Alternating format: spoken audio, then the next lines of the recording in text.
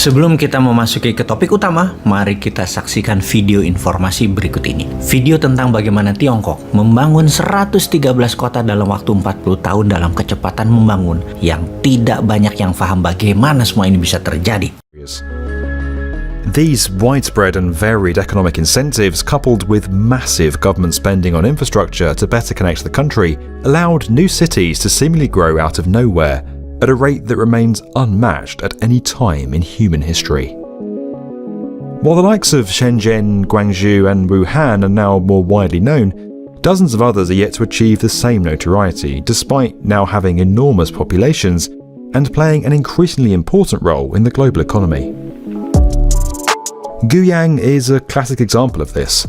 Home to 900,000 people before the reforms, it's now a city of 3.4 million, despite sitting more than 550 kilometers from the sea.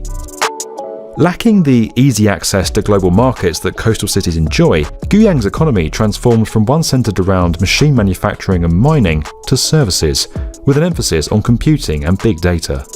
Foxconn, Microsoft and Huawei all now run offices in the city.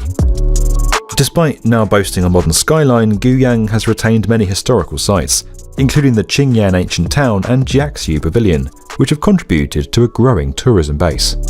Though still small for China, the city opened its first metro line in 2017 and has 2 more already under construction. A network of 8 is planned in total. Heading to the east coast, Wuxi forms part of the Yangtze Delta megalopolis that's now home to over 75 million people. Nestled between Shanghai and Nanjing, the city's gone from 850,000 residents in 1985 to 3.3 million today. That's bigger than Athens. When the Wuxi New District was created in 1992, it began to turn the city into one of China's major industrial parks and a centre for scientific and industrial innovation. The likes of Siemens, Hitachi, Volvo and AstraZeneca are now all based there. This abundance of multinationals has transformed the skyline, and 21 skyscrapers have been built since 2005. 3 supertalls were opened in 2014 alone. Tourism's also played a part in the city's growth, particularly as it boasts one of the world's tallest statues, the 79-metre Grand Buddha at Lingshan. For comparison, the Statue of Liberty is just 46 metres tall without its base. From a city of just 500,000 people in 1984, Ningbo, also on China's east coast, is now the same size as Rome and Montreal, with a population of 4.2 million. Designated as one of 14 open coastal cities in 1984, that's a special type of economic zone for port cities, Ningbo now acts as a trade hub for the southern Yangtze River Delta, and since its merger with the neighbouring Zhoushan in 2006, it's become one of the busiest ports in the world. As a result, Ningbo forms a major part of China's 21st century Maritime Silk Road initiative, better connecting eastern China with Europe. The city's transformation has seen it develop an impressive and modern skyline boasting 22 skyscrapers with a further 12 currently under construction, including the 409-metre Ningbo Center. Kita lanjut. Dalam 40 tahun sejak awal tahun 80-an, 1980 hingga saat ini, 113 kota di Tiongkok didirikan membangun tempat tinggal perumahan kondo apartemen untuk 740 juta penduduk atau hampir 25 miliar meter persegi bangunan.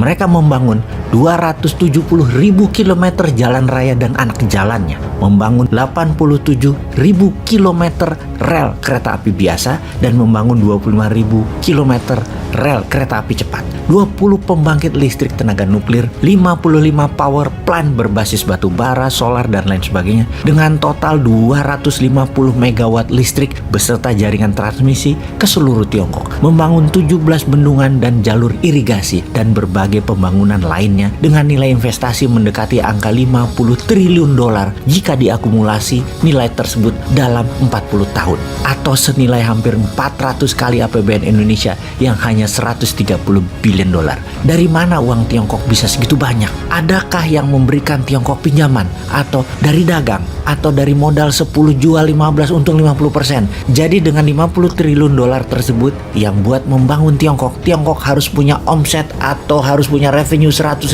triliun dolar selama 40 tahun, alias Tiongkok untung dagangnya 1 triliun dolar berturut-turut tiap tahun selama 40 tahun. Oke, mungkin aja, tapi siapa yang beli? Emang ada yang beli dengan nilai segitu besar? Sewaktu awal tahun 80-an, Tiongkok menghasilkan apa? Kalau 10 tahun terakhir mungkin dagangannya untung 1 triliun dolar, surplus per tahunnya mungkin di tahun 80-an, di tahun 90-an, di tahun 2000. Bagaimana Tiongkok membangunnya? Jadi pertanyaan sekali lagi, bagaimana cara Tiongkok membangun semua itu di awalnya? Kita lihat ke Indonesia sekarang. Untuk membangun ibu kota baru, IKN, hanya sarana dan prasarananya saja perlu 1.000 triliun rupiah anggarannya. Kemudian perlu 10 tahun untuk membangun fisiknya. Untuk membuat Indonesia negara superpower di tahun 2045, ini lain lagi anggaran yang dibutuhkan. Bukan saja membangun ibu kota yang diperlukan, namun ribuan hal kita bangun bersama. Misalnya, membuat bendungan di utara Jakarta, membuat bendungan laut di utara Semarang, membuat jalur tol laut ke seluruh Indonesia, membuat jaringan kereta api sepanjang 30.000 km melingkari setiap pulau di Indonesia, membangun jalan non-tol seluruh Indonesia sepanjang 80.000 km baru dan memperbaiki yang lama, membangun sarana tinggal yang layak untuk 100 juta penduduk. Berikut sarana eco-living yang layak lainnya seperti sekolah, pasar, rumah sakit, sarana bermain, olahraga, dan lain sebagainya. Membangun 1 juta kapal nelayan, membangun kekuatan pertahanan laut, darat, udara yang kuat, mendidik 50 juta penduduk memiliki keterampilan usaha, memiliki keterampilan produksi, dan memiliki keterampilan digitalisasi di dalam dan di luar negeri. Bagaimana memberikan 20 juta UKM dimodali untuk meningkatkan usaha dan meningkatkan produksi. Dananya pasti diperlukan bukan hanya 11.000 triliun rupiah atau dalam bilangan dolar 750 billion yang belum juga 1 triliun dolar. Maka kita perlu dalam 23 tahun ke depan setengah apa yang diperlukan Tiongkok membangun. Indonesia butuh sekitar 25.000 billion atau 25 triliun dolar atau setiap tahunnya lebih kurang 1 triliun dolar atau 1.000 billion dolar. Baru pada tahun 2045 Indonesia menjadi negara superpower sejajar Tiongkok, sejajar Amerika. Dari mana 25 triliun dolar tersebut?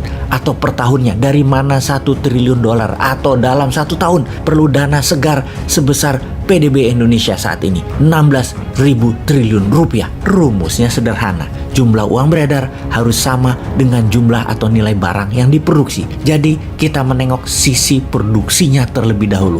Apa yang mau Indonesia bangun untuk membuat Indonesia menjadi negara superpower di tahun 2045, Indonesia emas, Indonesia 100 tahun merdeka. Kita hitung atau kita buat cost accountingnya terlebih dahulu. Kita rinci apa yang mau kita bangun, apa kebutuhan dasarnya, kebutuhan materinya, kebutuhan teknologinya, kebutuhan alat dukungnya, kebutuhan keterampilan SDM-nya. Kita mulai dari yang Indonesia bisa 100% dan bahan bakunya 100% Indonesia bisa dan 100% Indonesia punya. Maka membangun 20 juta rumah tinggal, 80.000 km jalan raya, jembatan, dan lain sebagainya, sarana tinggal seperti sekolah, kampus, rumah sakit, pasar, kapal nelayan, pertanian, perkebunan, pupuk, dan penunjang lainnya, 100% Indonesia bisa.